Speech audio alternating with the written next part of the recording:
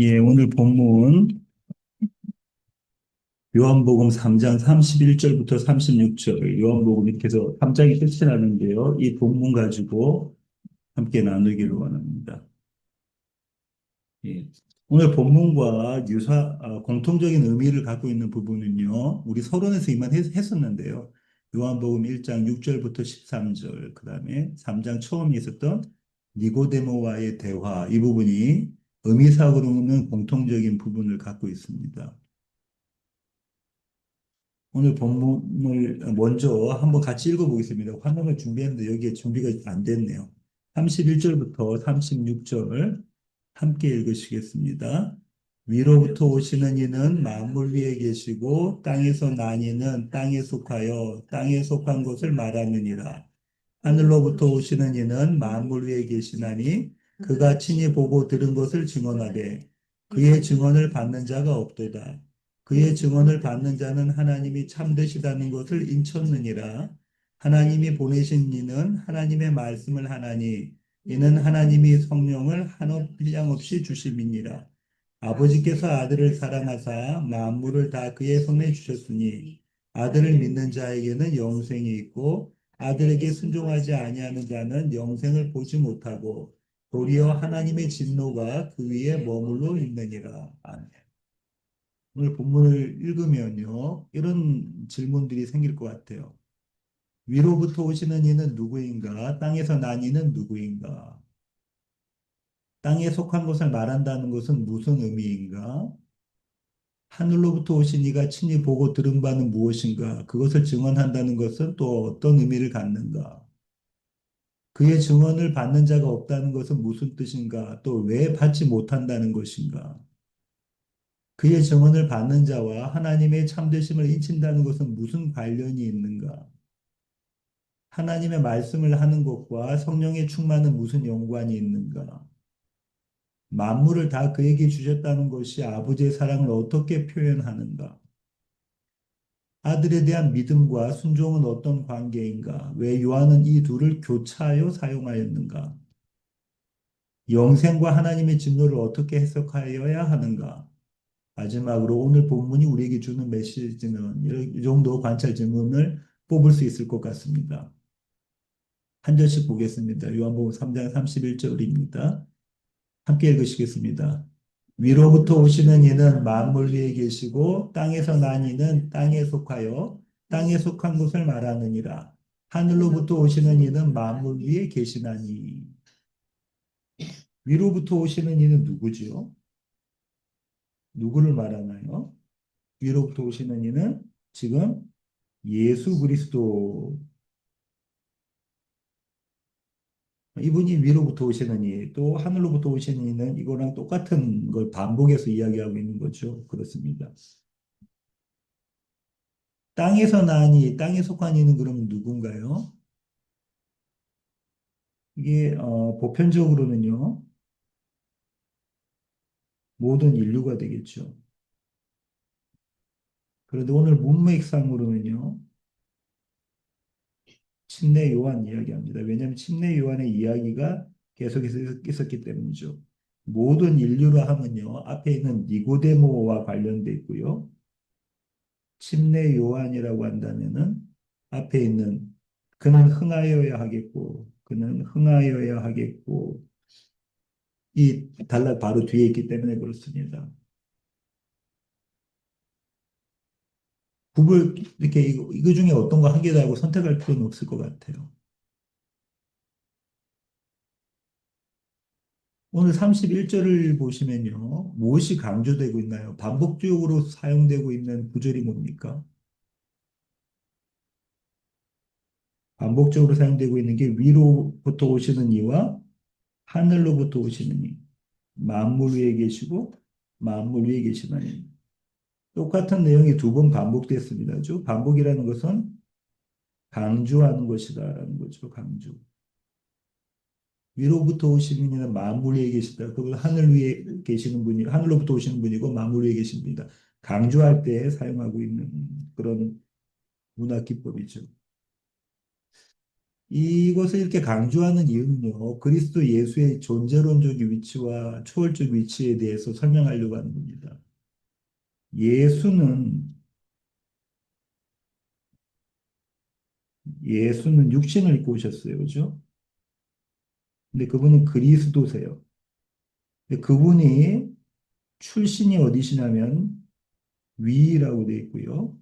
하늘로이라고 되어 있습니다. 예수의 육신적인 모습은 땅에 속한 자, 땅에 속한 사람으로 보여지지만 그분은 하늘로부터 위로부터 오신 분이라는 거죠.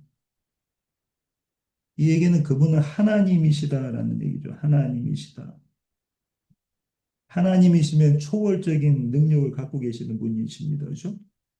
그래서 서론에서 이 얘기를 벌써 하고 시작을 했어요. 요한복음 1장 1절부터 3절. 요한복음을 시작할 때부터 지금 예수 그리스도는 존재론적으로 어떤 분이시며 또 능력적인 부분에서 어떤 분이시라는 것을 이야기하고 있죠. 1절부터 3절 함께 읽으시겠습니다. 태초에 말씀이 계시니라. 이 말씀이 하나님과 함께 계셨으니 이 말씀은 곧 하나님이시니라. 그가 태초에 하나님과 함께 계셨고 만물이 그로 말미암아 지은 바 되었으니 지은 것이 하나도 그거 없이는 된 것이 없느니라. 그렇죠. 그렇습니다. 태초에 말씀이 계셨다. 영원전 이 태초라는 것은 영원을 이야기하는 거고요. 이 말씀은 하나님과 함께 계셨고 이 말씀이 곧 하나님이셨다. 하나님과 함께 하셨다. 그래서 하나님은 성부 하나님이시다. 그죠? 말씀은 성자죠. 성부와 성자가 늘 함께 하셨다라는 겁니다. 언제부터? 영원부터. 시간이라는 것이 만들어지기 전부터 창세전입니다. 그분은 창조주시다라는 거죠. 어떤 피조물도 그에게 원인이 아닌 것들이 없다라는 거예요. 모든 피조물은 예수 그리스도가 원인 되셨다라고 이야기하고 있는 거죠. 그렇습니다. 그분의 위치는 우리의 위치에 어떻게 적용되는가? 그분은 영원에 계셨던 분입니다. 그분은 하늘에 계신 분이죠. 그분은 위에 계신 분이십니다. 그분은 하나님이시고요. 그분은 창조주십니다. 우리는요, 땅에 속해 있고요. 우리는 유한해요. 우리는 피조물입니다. 차이가 있어요. 하나님은 영원하시기 때문에 무한하십니다. 그분은 초월적이세요. 초월적이라는 얘기는 우리의 생각과 우리의 능력을 뛰어넘으시는 분이시라는 겁니다. 그렇다면 우리는 어떻게 이 말씀을 이해해야 되냐면 우리가 눈에 보이는 이 세상이 전부가 아니다. 우리는 이 세상이 전부인 양 살아갑니다. 그렇죠. 우리는 이 세상이 전부인 것처럼 살아가는데 그렇지 않다는 거예요. 지금 요한복음 1장부터 시작해서 서론에서 결론적으로 이야기하고 있는 내용이 뭐냐면 눈에 보이는 이 세상이 전부가 아니다라고 시작하고 있는 거거든요. 그럼 이렇게 한번 보시겠습니다. 그런 전제가 지금 아까 말씀드렸던 것처럼 위로부터 오시는 이는 만물 위에 계시고 하늘로부터 오시는 이는 만물 위에 계시는 아니라 두 부분을 반복하면서 강조하면서 그 얘기를 해주고 있죠. 그 다음에 이렇게 한번 보겠습니다. 오늘 이 31절은요. 오늘 본문의 첫 구절인 31절은 대꾸법이라는 걸 사용하고 있어요. 이건 어떤 거냐면 이제, 평행으로 사용하고 있다는 겁니다. 의미적으로 평행하게끔 사용하고 있다는 거예요. 이 구조에서 한번 빠진 걸 한번 볼까요? 위로부터 오시느니 땅에서 나니 만물 위에 계시고 만물 위에 계시다는 건 하늘에 속하셨다는 거고요. 땅에 속하여. 그 다음에 땅에 속한 것을 말하느니라 했는데 빠진 게 뭐 있죠? 이 사이에 하늘에 속한 것을 말한다는 게 빠져 있어요. 완전한 대꾸가 되기 위해서는 그죠? 그 빠져 있는 구절이 바로 이어지는 32절에 나옵니다. 그가 친히 보고 들은 것을 증언하되 그의 증언을 받는 자가 없도다. 그 부분이 아주 중요하기 때문에 따로 떼내서 지금 사도 요한이 이야기하고 있죠. 그가 보고 들은 것은 무엇인가? 예수가 보고 들은 것은 무엇인가? 이것이 아주 중요하죠. 요한복음 5장 19절부터 20절에는 이렇게 이야기하고 있습니다. 함께 읽으시겠습니다. 그러므로 예수께서 그들에게 이르시되 내가 진실로 진실로 너희에게 이르노니 아들이 아버지께서 하시는 일을 보지 않고는 아무것도 스스로 할 수 없나니 아버지께서 행하시는 그것을 아들도 그와 같이 행하느니라. 아버지께서 아들을 사랑하사 자기가 행하시는 것을 다 아들에게 보이시고 또 그보다 더 큰 일을 보이사 너희로 놀랍게 여기게 하시리라. 지금 어떻게 이야기하고 있냐면 아멘 아멘으로 말한다. 아들이 아버지께서 하시는 일을 보지 않고는 아무것도 스스로 할 수 없나니. 이게 지금 오늘 요한복음 3장에서 이야기하고 있는 겁니다. 그가 친히 보고 들은 것을 증언한다. 그러면서 이렇게 이야기하죠. 아버지께서 행하시는 그것을 아들도 그와 같이 행하느니라. 보고 들은 것을 그대로 말씀하시고 그대로 행하신다라는 겁니다.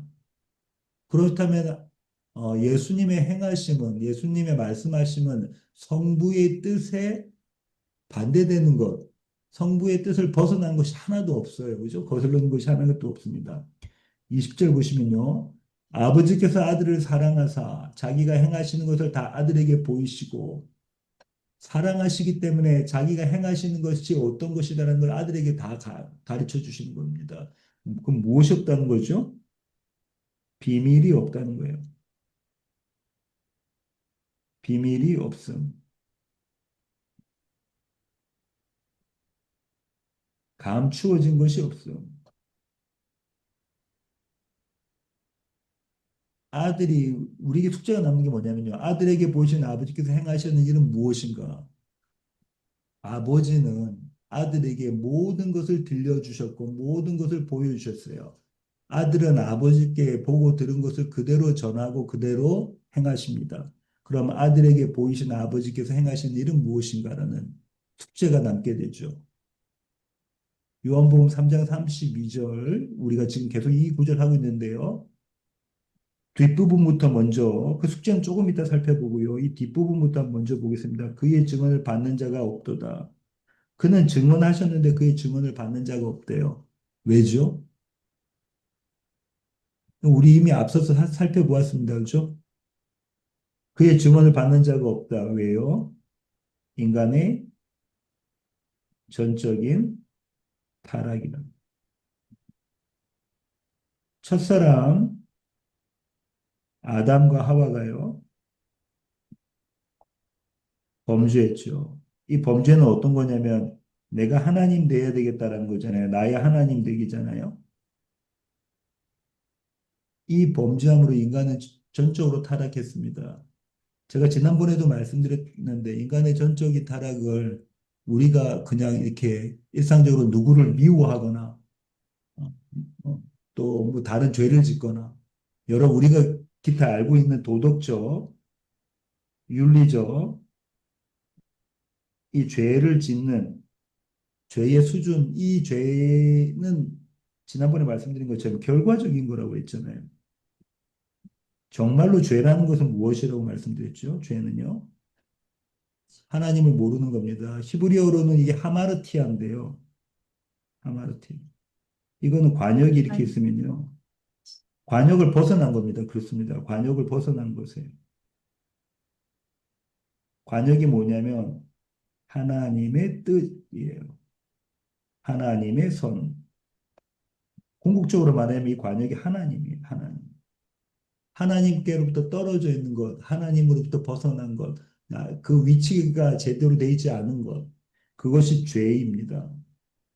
그러면 인간의 전적 타락이라는 것이 의미하는 바는요, 이 죄 가운데 있다는 거예요. 하나님께로부터 벗어나 있다는 거예요. 하나님을 알 수 없다는 것입니다. 그러는 도대체가 하나님을 찾을 수가 없다는 거예요. 인간은 하나님을 찾을 수가 없다입니다. 다시 말하면 알 수가 없다고요. 다시 말하면 믿을 수가 없다는 거예요. 단 1초도 인간은 하나님을 믿을 수가 없는 거예요. 하나님께서 은혜를 베풀어 주시지 않으면. 그것이 성경이 말하는 인간의 전적인 타락, 전적인 오염입니다. 전적 타락 또는 전적 오염이라고 그러죠. 오염됐어요. 선의라고는 행할 수가 없는 거예요. 하나님을 선택하고 하나님을 안다는 것은 선이에요. 그분이 하나님이시기 때문에 그분과 함께하는 것이기 때문에 단일초도 인간은 그렇게 할 수가 없는 존재입니다. 그래서 지금 사도 요한이 이렇게 이야기하고 있죠. 그의 증언을 받는 자가 없도다. 왜? 인간이 전적으로 타락했기 때문에 그렇습니다. 요한복음 1장 11절은 이 구절을 벌써 서론에서 벌써 결론을 짓고 가죠. 요한복음 1장은 아주 중요하다고 말씀드렸고 밀도가 높다고 말씀드렸어요. 왜냐하면 요한복음 전체 21장까지의 결론을 요한복음 1장에서 다 짚고 가요. 모든 주제들이 거기서 다 나오기 때문에 그렇습니다. 요한복음 1장 11절 함께 읽으시겠습니다. 자기 땅에 오매 자기 백성이 영접하지 아니하였으나 영접하지 않았다는 거예요. 영접할 수가 없다는 겁니다. 왜냐하면 전적으로 타락했기 때문에. 3장 33절입니다. 이 구절도 함께 읽으시겠습니다. 그의 증언을 받는 자는 하나님이 참되시다는 것을 인쳤느니라. 아무도 하나님을 믿을 수 없는데 알 수 없는데 다시 말하면 그리스도 예수의 증언을 받을 수 없는데 그러나 그의 증언을 받는 자가 있더라는 거예요. 그 중에. 그들은 하나님이 참되시다는 것을 인쳤다고 이야기하고 있습니다. 그런데 그 증언을 받는 자가 있다. 도널드 칼슨이라는 유명한 신약학자가 있어요. 아주 지금 현대 신학자 중에서 신학자 중에서 가장 유명하다고 볼 수 있는데요. 그분이 이렇게 이야기합니다.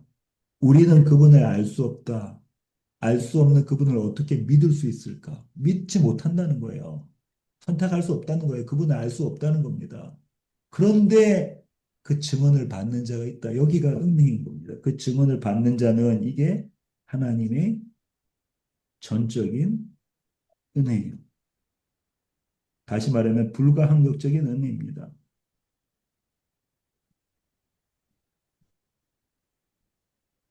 도대체가 하나님께서 은혜 내려주시면 우리가 받지 않을 수 없다는 거예요.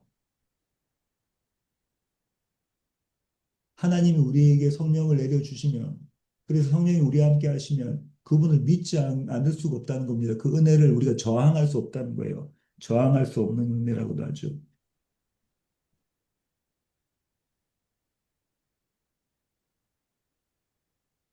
반대로 은혜가 없으면 도대체가 믿을 수가 없다는 겁니다. 알 수가 없다는 겁니다. 그분을 선택할 수 없다는 거예요. 그래서 요한복음 1장 12절부터 13절 서론에서 결론을 이렇게 내리고 시작합니다. 영접하는 자, 영접하는 자. 이 영접하는 자는 그 이름을 믿는 자하고 동격이죠. 동격입니다. 영접하는 자고 그 이름을 믿는 자들에게는 하나님의 자녀가 되는 권세를 주셨다. 하나님의 자녀. 그럼 그분이 아버지라는 거예요. 그죠? 아버지와 아들의 관계가 된다는 거죠. 이는 혈통으로나 육적으로나 사람의 뜻으로 나지 아니하고 오직 하나님께로부터 난 자들이다. 이 얘기가 예수님과 니고데모의 이야기예요. 이야기. 하나님께로 나타난 것이 중생입니다. 거듭남, 본 어게인, 리볼스 본 어게인 되겠죠.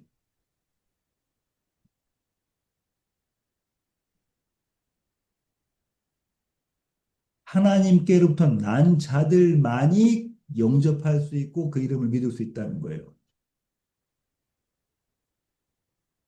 요한복음 6장 37절부터 40절에 이렇게 말씀하고 있네요. 아버지께서 내게 주신 자는 잘 보십시오. 아버지께서 내게 주신 자는 다 내게로 올 것이요. 그럼 내게로 오는 것의 전제가 뭡니까? 원인이 뭐죠? 아버지께서 주신 거예요. 아버지께서 내게 주시는 자는 다 내게로 올 것이요 내게 오는 자는 내가 결코 내쫓지 아니하리라. 내가 하늘에서 내려온 것은 내 뜻을 행하려 함이 아니요 나를 보내신 이의 뜻을 행하려 함이라. 나를 보내신 이의 뜻 그게 중요한데요. 그럼요. 그게 뭐죠? 내게 주신 자 중에 내가 하나도 잃어버리지 아니하고 마지막 날에 다시 살리는 이것이니라. 부활시키실 거라는 거예요. 이 부활은 예수님의 부활이 전제가 된 부활입니다. 그죠? 그분이 맏아들이 되셔서 그분이 첫 열매가 되셔서 부활하신 그대로 그분 안에 있는 자들도 부활시키실 것이라는 거죠. 40절 내 아버지의 뜻은 아들을 보고 믿는 자마다 영생을 얻는 이것이니 마지막 날에 주님 다시 오시는 그날에 내가 이를 다시 살리리라. 아버지께서 내게 주신 자. 에베소서 1장 3절부터 6절까지 우리가 이미 에베소서 강의 시간에 살펴보았는데요. 이 하나님의 언약을 창세전 언약 시점으로는요, 그죠? 시점으로는 창세전이라는 거, 이 세상이 만들어지기도 전에 다시 말하면 영원 속에서의 언약이라는 거예요. 그 다음에 주체적으로는요, 하나님 스스로 언약이에요. 왜냐하면 아직 우리가 생겨나지도 않았어요. 영원 전의 이야기이기 때문에. 아니, 영원 안의 이야기이기 때문에, 창세전의 이야기이기 때문에 하나님 스스로의 언약입니다. 삼위 하나님이 맺으신 언약이세요. 그 언약입니다. 3절입니다. 찬송하리로다. 하나님 곧 우리 주 예수 그리스도의 아버지께서 그리스도 안에서 하늘에 속한 모든 신령한 복을 우리에게 주시되 이 신령한 복, 영적인 복이라고 그랬죠. 영적인 복. 육의 복이 아니라 영적인 복입니다. 이 복은 하늘에 속한 복이고 그리스도 안에 있는 복이라고 했어요. 그죠? 신령한 복은 아버지께서 주시는 복인데 아버지께서 주시는 복인데 하늘에 속한 복이고 그리스도 안에 있는 복입니다. 그리스도와 연합했을 때만 얻을 수 있는 복이죠. 4절부터 보시겠습니다. 곧 창세전에 그리스도 안에서 우리를 택하사. 그리스도 안에서는요. 이 그리스도 안에서는요, 그분과의 연합입니다. 그리스도와 연합. 항상 그리스도 안에서는 그리스도와 연합이에요. 하나됨, 한몸됨. 곧 창세전에, 언제? 창세전에 그리스도 안에서 우리를 택하사, 우리를 택하셨죠? 우리로 사랑 안에서 그 앞에서 거룩하고 흠이 없는 것. 흠이 없다는 것이 의롭다는 것이라고 말씀드렸습니다. 그죠? 그분 편에 서 있고 그분 앞에서 의로운 것. 그 기쁘신 뜻대로 우리를 예정하사 우리로 그리스도로 말미암아 자기의 아들들이 자녀되는 축복을 주셨죠. 이는 그가 사랑하시는 자 안에서 우리에게 거저 주시는 바 이건 은혜라는 거죠. 은혜. 그의 은혜의 영광을 찬송하게 하는 것이다. 우리가 이 땅을 사는 목적이 뭐라고요? 하나님의 영광을 찬송하는 겁니다. 천국에서 우리가 하는 일이 뭘까요? 하나님의 영광을 찬송하는 겁니다. 그 영광을 찬송한다는 것은 단지 하나님 거룩하세요, 하나님 찬양하세요라는 것으로 그치는 것이 아니고요. 그거보다 훨씬 더 넓어요. 훨씬 더 포괄적입니다. 어떤 거죠? 하나님의 영광을 찬송한다는 것은 하나님의 생명을 누리는 거예요. 하나님의 생명을 누리는 것이 다른 말로 하면은 그분을 하나님을 기뻐하는 거예요. 하나님을 즐거워하는 겁니다. 하나님의 생명을 누린다는 것은 그분을 기뻐하고 그분을 즐거워하는 겁니다. 그분과 교제하는 겁니다. 그분과 나눔이 있는 겁니다. 이것이 지금 뭐냐면 아버지께서 아들에게 들려주시고 보여주신 아버지의 일이라는 거예요. 그런데 지금 3절부터 계속 보세요. 6절까지. 그리스도 안에서 그리스도 안에서 그리스도 안에서. 그 얘기는 그리스도가 이 땅에 오심으로 그분과 우리가 하나 됨으로 그 일을 하신다는 거잖아요. 그분의 영으로.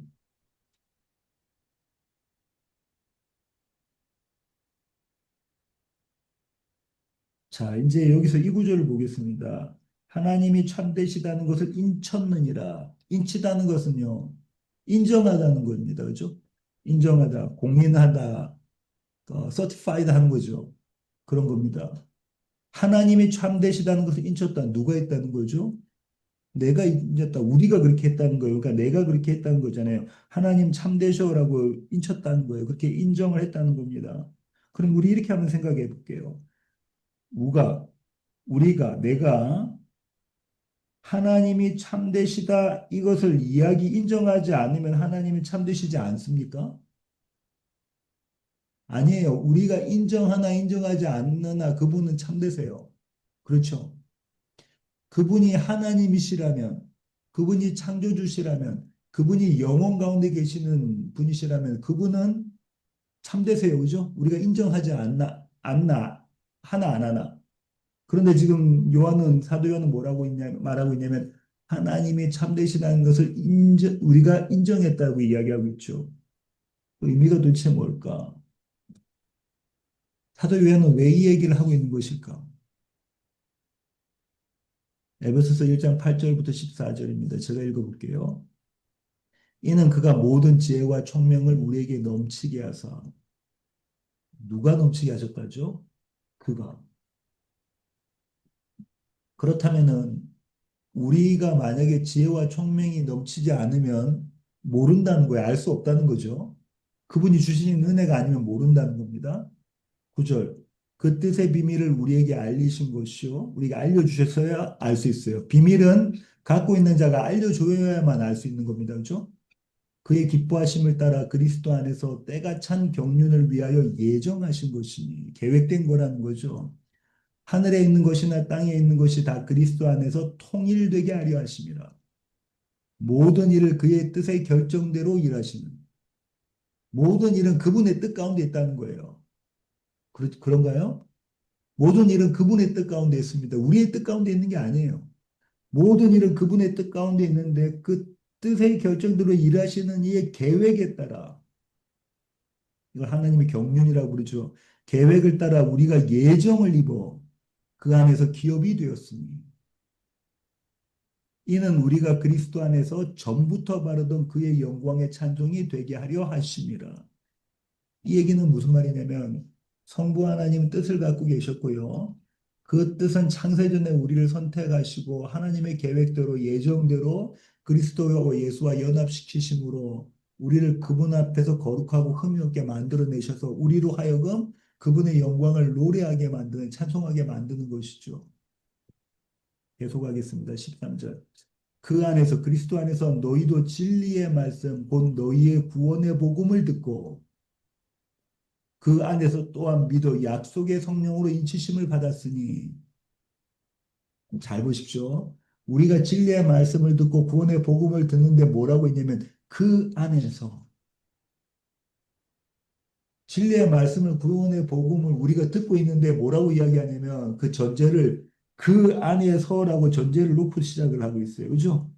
그 안에서 너희도 진리의 말씀 곧 너희의 구원의 복음을 듣고 그 안에서 또한 믿어 약속의 성령으로 인치심을 받았다. 이 얘기 무슨 말이냐면 성령이 아니고서는 진리의 말씀 구원의 복음은 들을 수가 없다는 거예요. 성경은 볼 수 있어요. 우리가 설교는 들을 수 있어요. 그런데 그 성경의 말씀과 하나님의 말씀과 설교가 정말로 참 진리라고 나를 살리실 구원의 메시지라고 받아들이게 하시는 분이 누구라는 겁니까? 성령 하나님이 하신다는 거예요. 그 안에서. 믿어지는 건 누가 하신다는 거예요? 성령 하나님이 하신다는 거예요. 성령 하나님이 하신 겁니다. 그게 그것을 어떻게 지금 사도가 표현하고 있냐면 약속의 성령으로 인침을 받았다. 그 얘기는 이런 겁니다.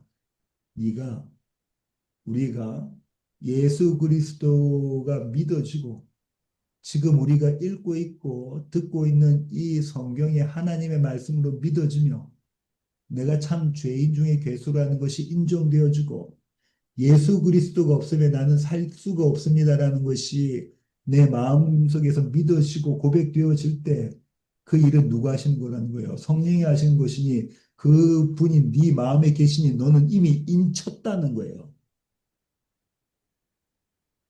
너는 이미 인쳤다는 겁니다. 다시 말하면 우리의 믿어짐이 네 안에 성령이 계시다. 그 성령이 너희의 보증이 되신다는 거예요. 14절 이는 우리 기업의 보증이 되사 그 얻으신 것을 속량하시고 그의 영광을 찬송하게 하려 하십니다. 그분이 우리 안에 계시는 것이 이미 우리가 하나님께로부터 받을 기업, 하나님의 생명, 천국에 대한 보증이라는 겁니다. 예수 안에서 하나님의 말씀을 모두 참여되셨다. 우리가 지금까지 살펴본 에베소서 1장에서 보시면 에베소서 1장 3절부터 창세전 언약부터 쭉 보시면 예수 안에서 그 안에서 그리스도 안에서 계속해서 나오죠. 그 얘기는 예수 안에서 하나님의 말씀은 모두 참여되셨다는 거예요. 그런가요? 성경 구약의 39권은 예수가 오심으로 완성되었다라는 겁니다. 하나님은 거짓이 아니시라는 거예요. 거짓말하시는 분이 아니시라는 거죠. 우리는 그 진리를 인정합니다. 어떻게 인정하냐면 전인격적으로 인정해요. 그냥 지식적으로 인정하는 것이 아닙니다. 지식적으로 그것이 하나님의 말씀이에요. 그리고 내 마음에 그것이 믿어집니다. 이제 의지적으로 결단을 해요. 제 삶 가운데서 그 결단이 드러납니다. 이것을 믿음이라고 해요. 그냥 지식적으로 동의되는 것이 믿음이 아니라 지정이 모든 것 전인격적으로 지식과 감정과 의지가 발동되어져서 그분을 믿습니다 할 때 이것이 믿음입니다. 교회는 나올 수 있어요. 예배는 드릴 수 있어요. 설교는 드릴 수 있어요. 근데 아직 믿지 않을 수도 있습니다. 아직 믿지 못할 수도 있어요. 그냥 지식적 동의로 끝날 수 있어요. 근데 그것은 지식, 알미 아니에요. 믿음이 아니에요. 지난번에도 말씀드렸던 것처럼 히브리 사람들에게, 히브리인들에게 지식이라는 것은요. 다른 말로는 안이라는 것은요. 이것은 뭐라고요? 히브리어로 야다라는 건데 이건 경험적으로 아는 것이라고 그랬죠. 경험적으로 알게 되는 겁니다. 경험적으로 아는 거예요. 또한 이거는 관계적으로 알게 되는 겁니다. 히브리 사람들에게 경험적 알미라는 건 관계적 알미예요. 이제 신랑과 신부가 결혼을 했어요. 첫날 밤을 보냈습니다. 내가 너를 알고 네가 나를 알아. 이때 야다를 써요. 이제 우리는 경험적으로 알고 관계적으로 알았다. 우리는 참 부부라는 얘기예요. 히브리 사람들에게는 알미라는 건 그것입니다. 그것이 믿음이라는 거예요. 그 믿음의 원인은 하나님께로부터 난 것이다. 이게 뭐냐면 예수 안에서 하나님의 말씀은 모두 참여되셨다라는 거예요. 자, 보세요. 우리는 그 진리를 인정합니다. 근데 그 진리를 인정한다는 것은 전인격적인 믿음입니다. 근데 그 믿음의 원인은 하나님께로부터 난 것입니다. 다음 구절 34절 함께 읽으시겠습니다. 하나님이 보내신 이는 하나님의 말씀을 하나니 이는 하나님의 성령을 한량없이 주심이니라. 우리는 여기서 이런 관계를 살펴볼 필요가 있습니다. 말씀과 성령 하나님은 어떤 관계가 있는가? 기록된 말씀, 이건 다시 말하면 성경이죠. 기록된 말씀은 성경이에요. 성경과 성령은 어떤 관계가 있는가? 이 하나님의 말씀은 누구냐면 성자예요. 그죠? 예수 그리스도이십니다. 다시 말하면 육신으로 오시기 이전부터 그분은 성자셨어요. 그는 영원한 아들이셨잖아요. 아버지는요, 성부는요, 영원한 아버지세요. 마음이 바쁘니까 글자가. 영원한 아버지, 영원한 아들이십니다. 성부는 영원한 아버지셨고, 성자는 영원한 아들이세요. 근데 이 성자를 성경은 말씀이라고, 로고스라고 헬라어로 이야기를 하고 있죠. 말씀. 이 말씀은요, 기록된 말씀보다 훨씬 넓은 거죠. 근데 이 기록된 말씀은 이 성자 예수님을 가리키죠. 성부 하나님도 가리키세요. 성령 하나님도 가리키세요. 하나님을 가리키는 겁니다. 이것이 기록된 말씀이에요. 이것은 하나님이 너무 크신 분이기 때문에, 무한하신 분이기 때문에, 너무 크신 분이기 때문에 우리가 다 알 수가 없습니다. 그래서 우리 인간에게 하나님의 백성들에게 하나님이 어떠신 분이시고 하나님의 뜻은 무엇이며 너희의 구원은 어떤 것이라는 걸 보여주세요. 이걸 계시라고 하죠. 리빌 해주시는 거예요. 리블레이션 하시는 거죠. 계시입니다. 이 계시된 것이 뭐냐면 기록된 말씀이에요. 이것이 성경입니다. 무한하신 하나님을 유한한 우리가 알 수가 없어요. 다 알 수가 없습니다. 그래서 하나님이 어떤 분이시라는 거, 우리가 구원과 관련해서 하나님이 어떤 분이시라는 것을 계시해 주셨는데 그 계시가 성경 66권입니다. 그런데 그 성경 66권으로 우리는 하나님을 믿기에 충분해요. 그분을 다 알 수는 없지만 그분을 믿기에는 충분합니다. 자, 그러면요.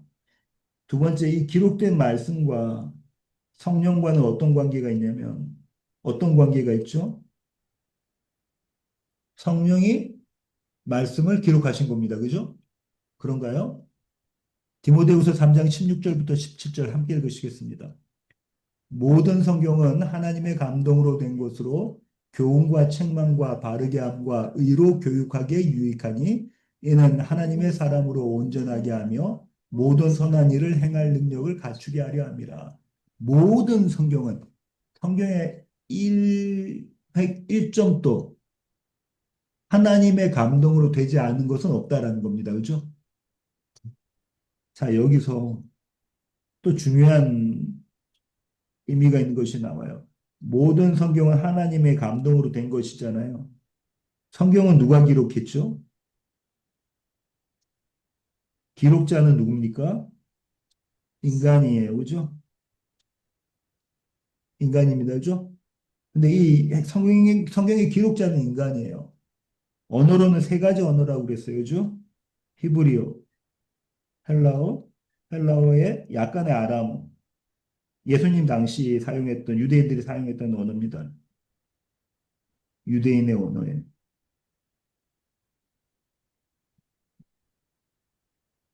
어마어마한 세대 동안 성경이 만들어집니다. 그죠? 각각 다른 사람에 의해서 다른 문화 속에서 다른 역사적 환경 사용에서 지리적 환경 속에서 성경이 만들어져요. 그런데 성경의 기록자인데 이 성경을 기록한 인간에게 하나님의 감동이 있었다는 거예요. 그에게는 성령이 하셨다는 겁니다. 원저자가 누구라는 거죠? 성령. 다시 말하면 하나님이세요. 성령은 성부와 성자와 창세전부터 영원전부터 아버지의 뜻이 무엇인가를 보신 분이에요. 성자처럼 그죠? 그런가요? 네, 성부 하나님께서 무엇을 말씀하시고 무슨 일을 행하시고 있는 것을 보신 분이십니다. 그분이 성경을 기록하신 거죠. 왜 성경을 기록했다고 하죠? 하나님의 사람으로 못하기 위해서 온전하게 하며 모든 선한 일을 행할 능력을 갖추게 합니다. 이 모든 선한 일이라는 것을 우리는 윤리적으로 보시면 안 돼요. 근데 선이라는 건 뭐라겠죠?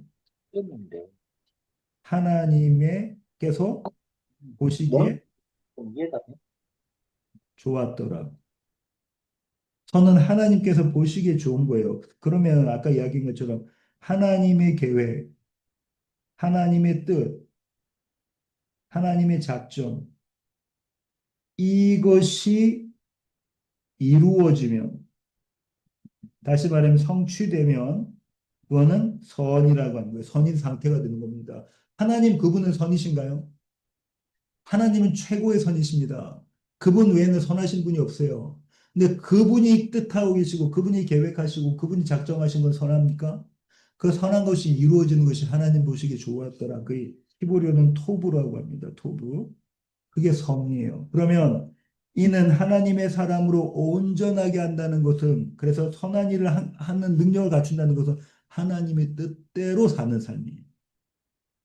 하나님의 계획대로 사는 삶. 하나님이 원하시는 대로 사는 삶이라는 거예요.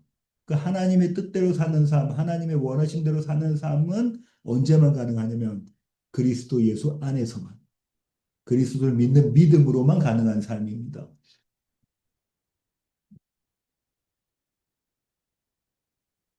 예수님은 이제 이 예수님은요, 자 성부, 성자가 계시고요, 아버지죠, 아들입니다. 성부의 영, 성자의 영, 성령이라고 불러요. 아버지의 영이라고 하기도 하고 아들의 영이라고 하죠. 우리는 이 관계를 트리니티, 삼위일체라고 이야기합니다. 그죠? 삼위일체라고 이야기해요. 자, 이 성자께서 무엇 하시냐면 성육신을 하세요. 인카네이션 하죠. 성육신 하십니다. 인간이 되셨다는 거예요. 하나님께서, 이 완전하신 하나님께서 인간이 되셨어요.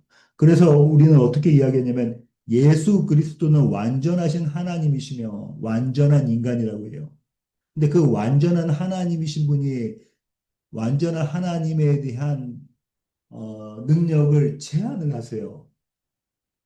육신으로 입고 오셨다는 건 제한을 하셨다는 얘기입니다. 그죠?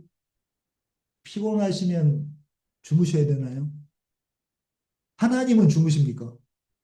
하나님은 졸지도 주무시지도 않으세요.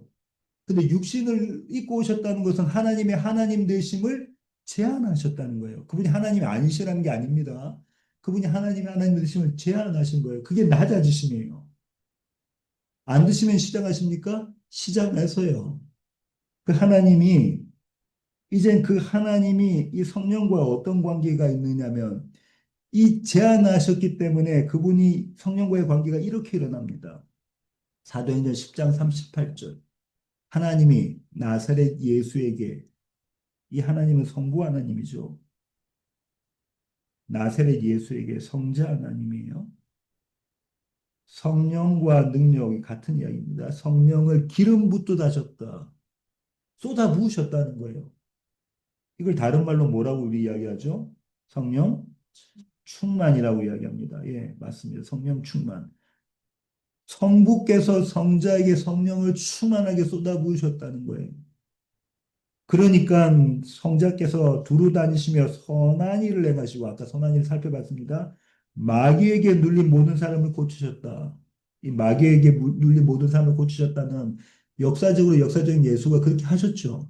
이것은 상징성을 갖고 있는 거잖아요. 그죠?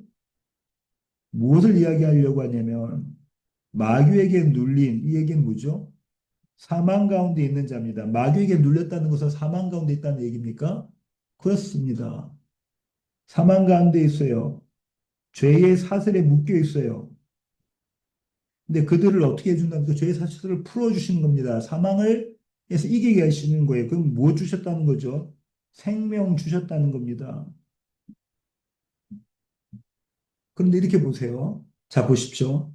하나님이 나사렛 예수에게 성령과 능력, 성령 충만하게 하셔서 선한 일을 행하시고 이 선한 일이 이 말이에요. 사망 가운데 있는 자들에게 생명 주셨어요. 죄의 사슬 묶여 있는 자를 풀어 주셨어요. 이제 자유케 하셨어요. 이는 하나님이 함께 하셨습니다. 다시 말하면 성령 충만이라는 것은 뭡니까? 하나님이 함께 하십니다. 성령 충만이라는 것은 하나님이 함께 하시는 것이고 이 하나님이 함께 하시는 결과로 나타나는 게 뭐죠? 사망에서 생명으로, 죄의 사슬에서, 억압에서, 포로에 된 자가 자유케 되는 거죠. 성령 충만하게 되면 하나님이 함께 하시면 일어나는 일들이 이런 일이라는 거예요. 그러면 성자가 지금 성령의 충만하심으로 그 일을 한다는 얘기는 성자와 한 몸 되었다는 것은 의미는 뭔가요? 그분의 영이 우리에게 충만되어져서 우리가 어떻게 해야 되는 거예요? 선한 일을 하는 게 뭐죠? 아까 얘기했죠. 사망에서 생명을 옮기는 일이 우리의 일상 가운데 펼쳐진다는 겁니다. 죄에 노예됐던 그 결박에서 풀림을 얻는 게 자유함을 얻는 게 우리 삶 가운데서 펼쳐진다는 거예요. 주님이 날마다 하신 일이 그 일이에요. 다음 구절 35절입니다.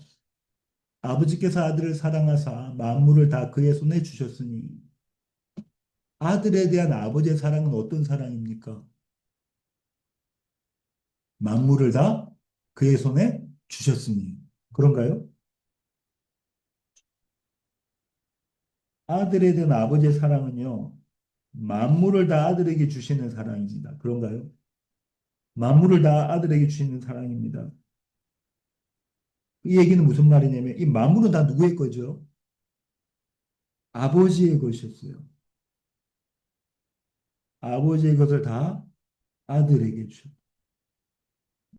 아버지의 것을 아들에게 주시는 것을 무엇이라고 표현하고 있냐면 사랑이라고 표현하고 있습니다. 아버지의 것을 아들에게 주시는 것을 사랑이라고 표현하고 있어요. 그러면 아버지는 우리를 사랑하십니까? 아버지는 우리를 사랑하시나요? 그래서 아버지의 것을 우리에게 주셨나요? 아버지의 것이었던 예수 그리스도를 우리에게 주셨어요. 십자가에 내어주셨어요. 사망에 내어주셨어요. 이보다 더 큰 사랑은 없는 겁니다. 그죠?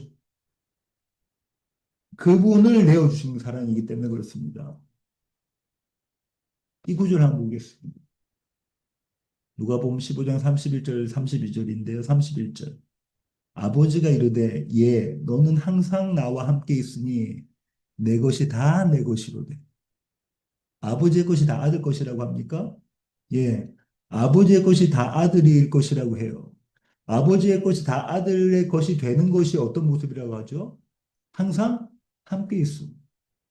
항상 함께 있으면 항상 함께 있는 것은 아버지의 것이다 아들의 것인데 지금 이 맏아들은 아버지와 항상 함께 있으면서도 아버지의 것이 아들의 것이 되지 못했어요. 그죠?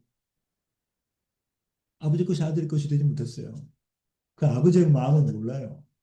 아버지 것이 내 것이 된다는 것은 아버지의 마음을 안다는 겁니다. 그분의 뜻이 무엇인가를 안다는 것이죠. 그것이 선이에요. 그걸 모르고 있다는 거예요. 아버지와 늘 함께 있다고 하면서도 아버지와 함께 있지 않은 자가 맏아들이었어요. 이 내 동생은 죽었다가 살아났으면 내가 잃었다가 얻었기로. 이게 주님 하신 일이죠. 뭐라고요? 죽었다가 살아났으며 잃었다가 얻었기로. 사망 가운데 있는 자에게 생명을 주고 억압 가운데 있는 자에게 자유를 주는 것.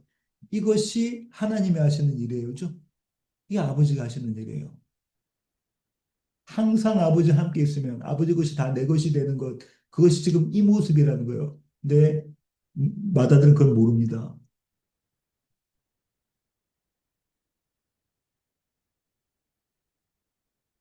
그러면 아들에게 주신 아버지의 것은 무엇인가? 에베소서 1장 20절에서 22절이 자세히 설명하고 있습니다. 그의 능력이 그리스도 안에서 역사하사 죽은 자들 가운데서 다시 살리시고 하늘에서 자기의 오른편에 앉히사 아버지의 능력입니다. 아버지의 능력이 그리스도 안에서 역사하사 죽은 자들 가운데서 다시 살리시고 왜냐하면 아버지께서 지금 어떻게 하고 계시냐면 성자 하나님이 무덤 속에 있는 사망 가운데 있는 그분을 살려내셨죠. 그 자기 오른편에 앉히셨습니다. 모든 통치와 권세와 능력과 주권과 이 세상뿐만 아니라 오는 세상에 일컫는 모든 이름 위에 뛰어나게 하시고 모든 이름 위에 뛰어난 이름을 주신 거예요.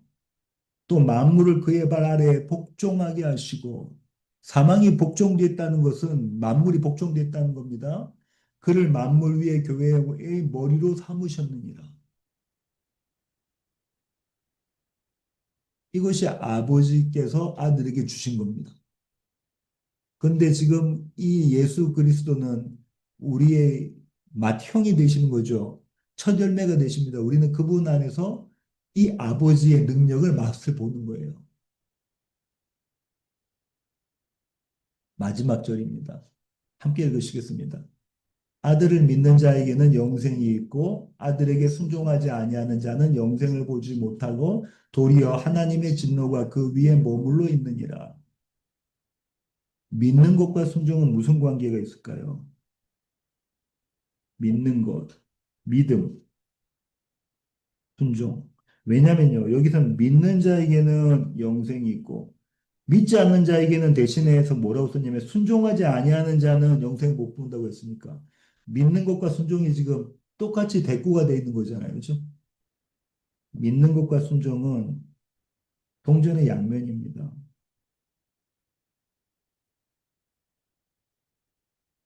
믿어야 순종할 수 있어요.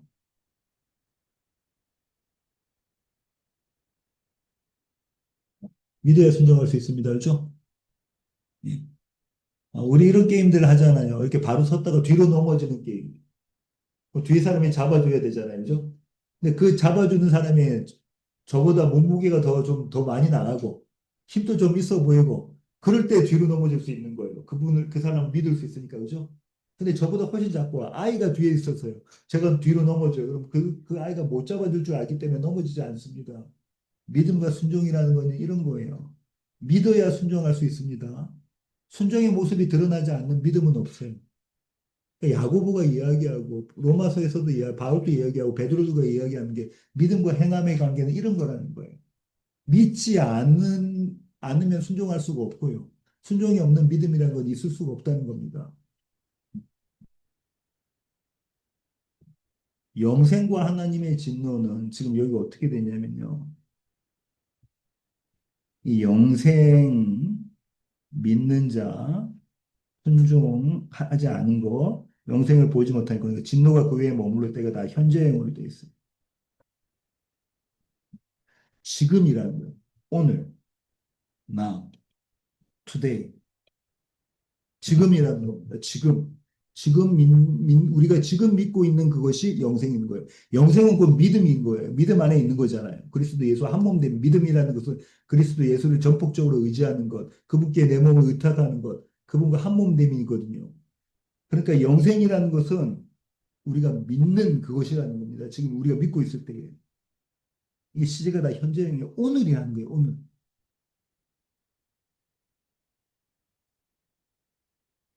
시간이 많이 지나버렸네요. 결론을 맺겠습니다.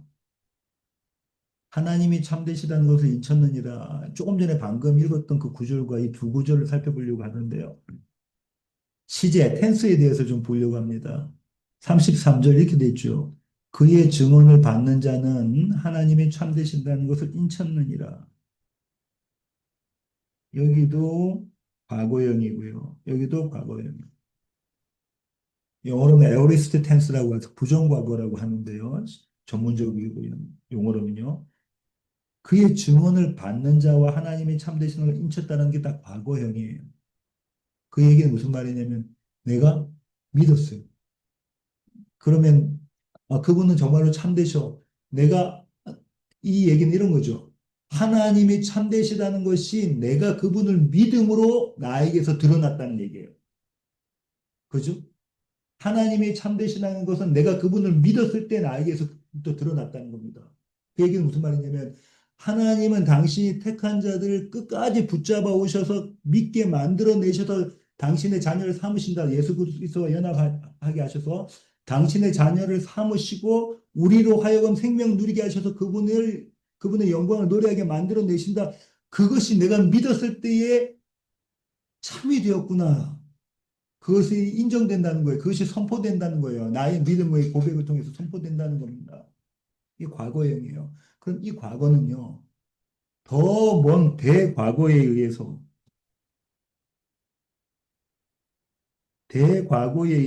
이렇게 됐다는 거예요. 그 이 대과거가 뭐냐면 하나님의 뜻, 하나님의 작정, 하나님의 계획, 한마디로 하나님의 약속입니다. 하나님의 창세전 약속. 이 하나님의 창세전 약속의 근거에서 거기에 원인돼서 우리는 그의 증언을 예수 그리스도의 증언을 받고 하나님이 참되시구나. 예수 그리스도 안에서 성경이 모두 다 완성되어졌구나. 이것을 우리가 고백한다는 거예요. 우리가 인정한다는 거예요. 근데 지금 이 시제가 모두 과거 시제입니다.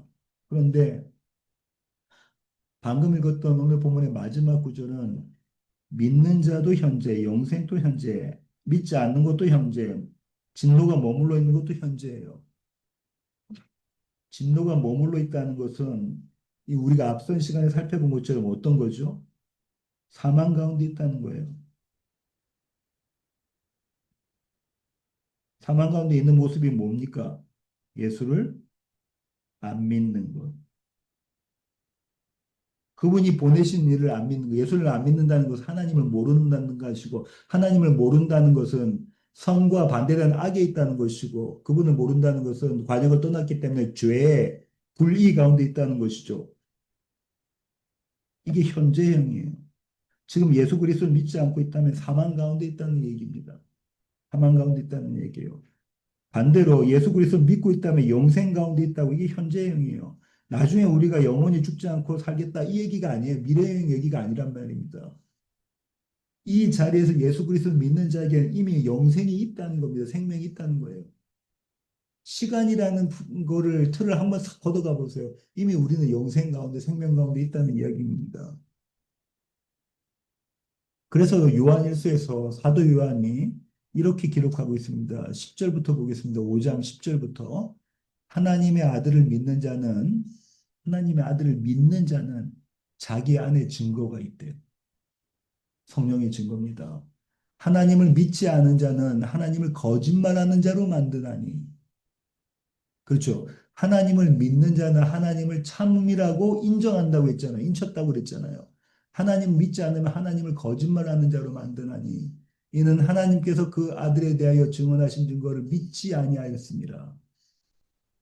세상 사람들은 성경을 거짓말이라고 하죠. 신화라고 합니다. 인간이 만들어낸 이야기라고 한다고요. 11절 또 증거는 이것이니 하나님이 우리에게 영생을 주신 것과 이 생명이 그의 아들 안에 있는 그것이니라. 우리에게 영생을 주신 것이 증거라고 해요. 그럼 우리는 영생을 갖고 있으면 알고 있다는 겁니다. 그죠? 우리가 증거를 받은 자니까. 그의 아들 안에 있다는 것을 우리가 알고 있는 자예요. 12절 아들이 있는 자에게는 생명이 있고 하나님의 아들이 없는 자에게는 생명이 없느니라. 생명이 없음이 곧 사망이죠. 믿으면 생명이 있고 아들 안에 있는 자는 생명이 있고 믿지 않고 아들 안에 있지 않으면 생명이 없습니다. 사망입니다. 13절 보십시오. 요한이 이 얘기하려고 한 거예요. 내가 하나님의 아들의 이름을 믿는 너희에게 이것을 쓰는 것은 내가 왜 이렇게 지금 구구절절 쓰는 줄 아니? 요한 1서입니다. 5장이 마지막 내가 왜 이렇게 너에게 이렇게 구구절절 쓰는 줄 아니? 너희에게 영생이 있음을 알게 하려 합니다.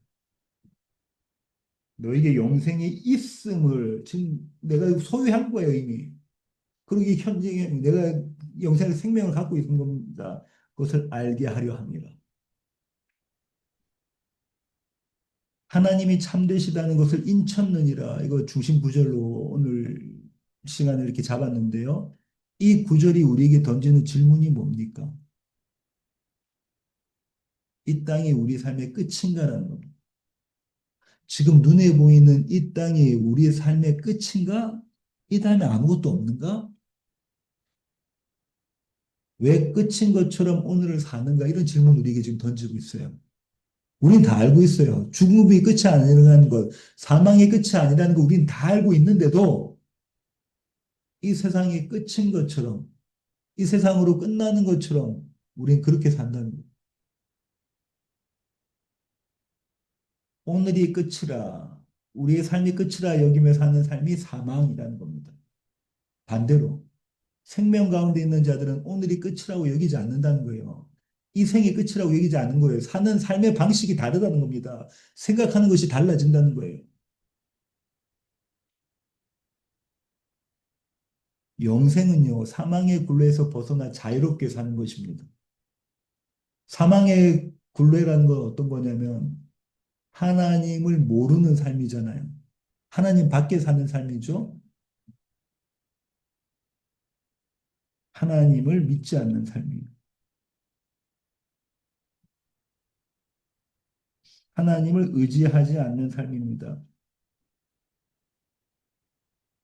내가 나를 의지하는 삶, 내가 나를 믿는 삶, 내가 내 삶의 주인 된 삶이 사망의 굴레예요.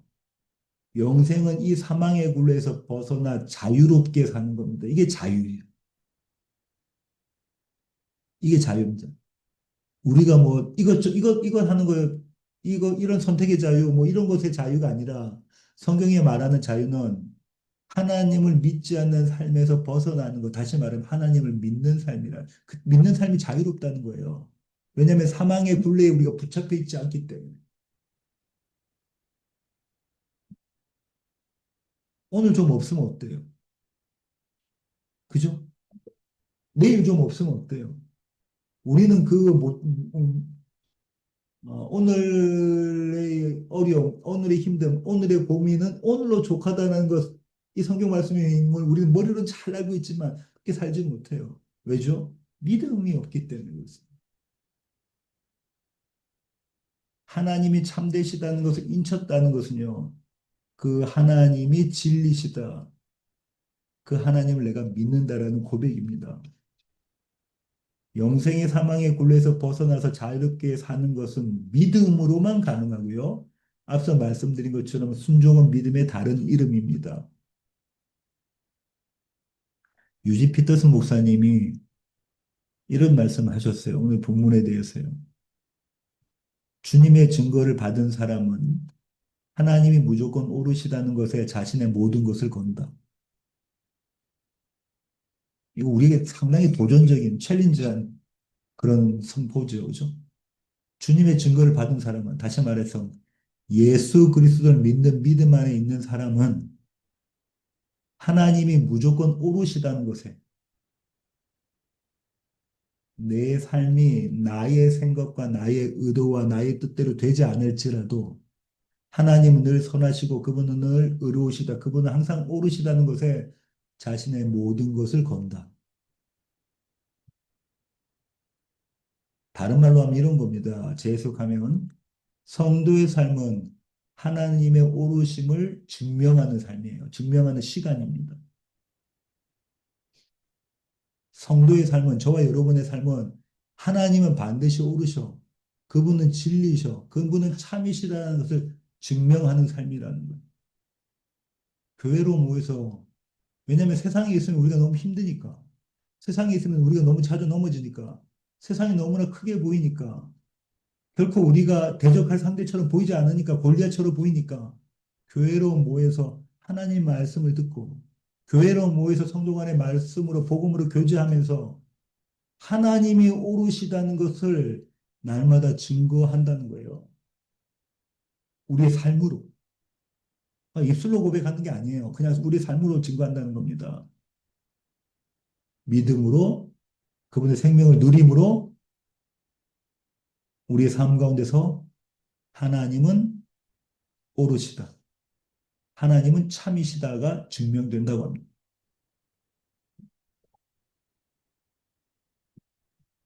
이런 하나님 보시기에 아름다운 모습, 기쁘신 모습, 좋으신 모습의 삶을 살아드리는 우리 낮은 울타리 교회 모든 교회 가족 되기를 원합니다. 기도하시겠습니다. 하나님 그렇습니다. 그리스도 예수가 참이십니다. 진리십니다. 생명이십니다. 그분이 우리와 함께 하심으로 우리는 자유합니다. 우리는 생명을 누립니다. 우리는 하나님 앞에서 기뻐하고 즐거워합니다. 하나님 이것이 우리의 머리로만 아는 고백되지 않게 하시고 우리의 입술로만 내뱉는 고백되지 않게 하시고 우리의 삶이 되게 하여 주시옵소서. 하나님은 참 옳으시다는 것이 우리의 삶에서 드러나기를 원합니다. 교회로 모일 때마다 이 사실을 서로 확인하는 자리가 되게 하시고 격려하는 자리가 되게 하시고 함께 부둥켜 안는 자리가 될 수 있도록 하나님 일하여 주시옵소서. 귀하신 예수님의 이름으로 기도합니다. 아멘.